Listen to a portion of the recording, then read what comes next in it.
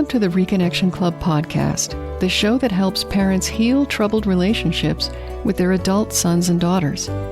I'm your host, psychotherapist Tina Gilbertson. Each week, I'll offer you compassion, clarity, and personal development tips designed to help you reconnect, not only with your child, but with yourself.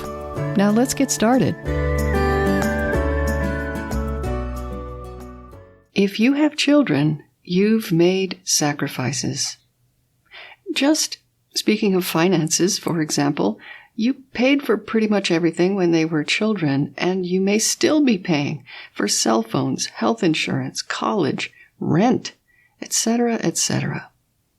And there are many other non-financial contributions that parents make while raising children: time, energy, foregone opportunities, and so on. So it's not uncommon when faced with an adult child's estrangement behaviors for the parent to say, "I don't understand this. My child had a great childhood." Sometimes this is followed by a list of material or experiential gifts that the child received growing up: birthday parties, family vacations, music lessons, sporting activities, and other enriching experiences and opportunities, all of which required time, money, energy, or all three from the parent. When parents go through these lists of what their children received in childhood, they remember the sacrifices they made to make it all happen. And on that basis, they are mystified as to what the now adult child could possibly have to complain about. By contrasting childhood privileges with your child's behavior today, I'm afraid you're making three big assumptions that could be getting in the way of reconciliation. These assumptions act like invisible roadblocks that keep parents from addressing issues effectively and bringing unwanted estrangement to an end. In case you have somewhere else you need to be, I'll give you the upshot. And this may sound shocking, so I hope you stick around for the discussion. The upshot is that when it comes to healing estrangement, the list of what you've given to your child in the past is irrelevant. And before you get mad at me for saying that, let me explain why I say it. I mentioned there were three assumptions parents make when they go through their lists, and most lists are long because parents tend to give everything they possibly can to their children. But the assumptions inherent in this list making are simply not helpful. The first is that children must pay their parents back for what they received growing up.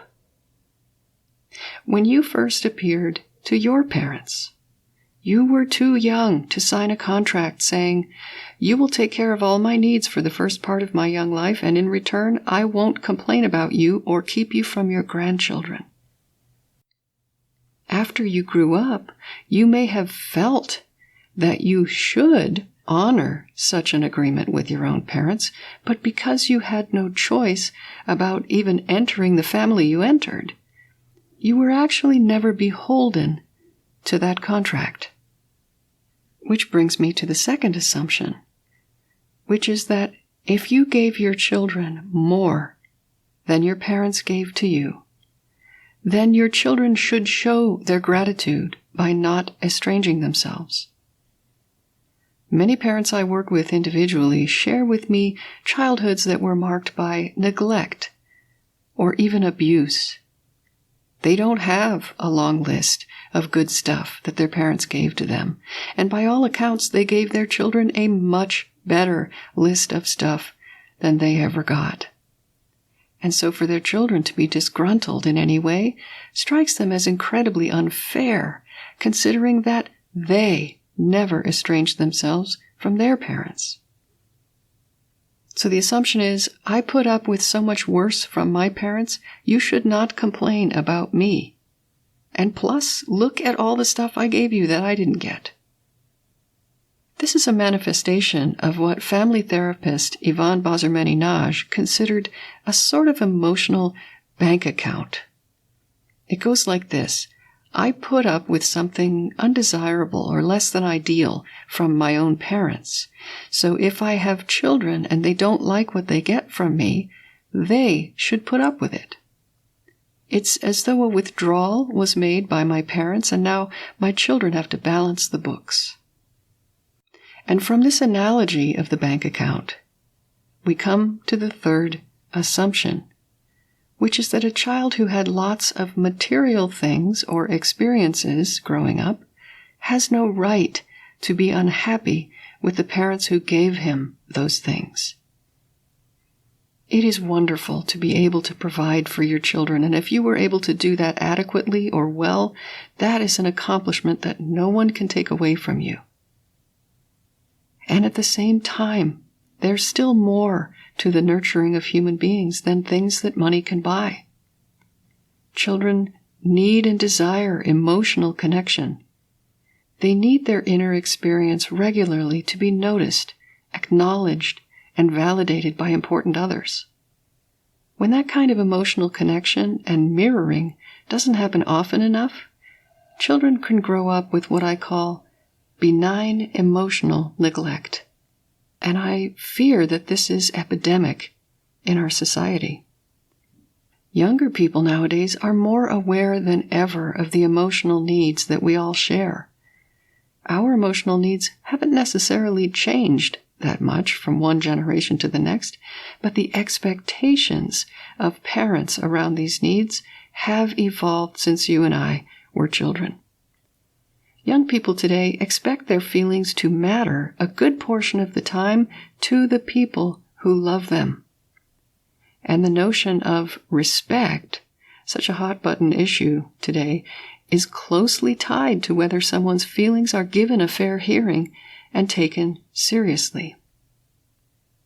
If you gave your children everything you could and did your best to teach them life skills, you did what parents have been doing conscientiously for generations.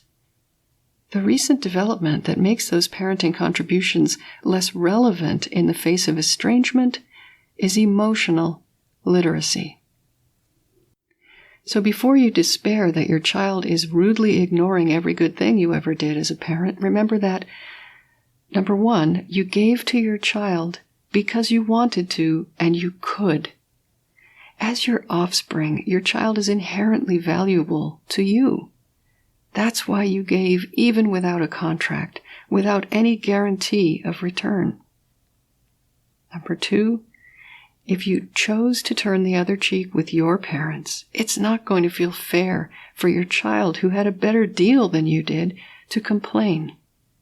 But there is no intergenerational bank account.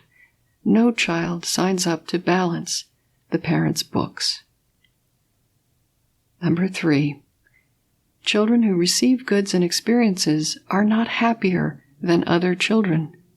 When it comes to happy children, emotional connection within the family is king.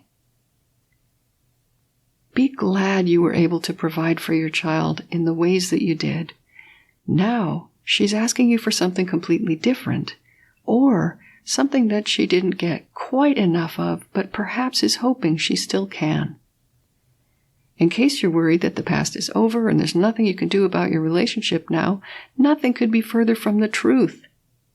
If you're up for it, it is never too late to shift the focus of parenting from material to emotional support and write a new chapter in your family history. That doesn't mean pulling the rug out from your child financially and switching things up on them overnight. It means shifting the focus of your relationship to an emotional basis. A little education and an open mind are all you need to get started.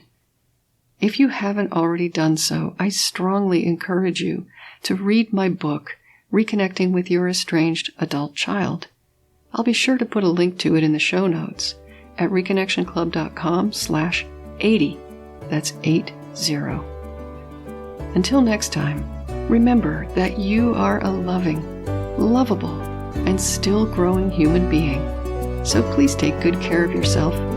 Bye for now. If you've enjoyed this episode of the Reconnection Club podcast, I invite you to check out ReconnectionClub.com. The Reconnection Club is for parents at any stage of estrangement from their adult, child, or children. So whether you've just realized there's trouble between you, you've been living with estrangement for years, or you're newly reconciled but still walking on eggshells, the Reconnection Club is your essential resource for information, support, and continued personal growth. With our courses and workshops, expert interviews, monthly Q&A calls, and a friendly, active community, the Reconnection Club is a wonderful place to be for anyone suffering the pain of estrangement from an adult, child, or children. So check it out at ReconnectionClub.com.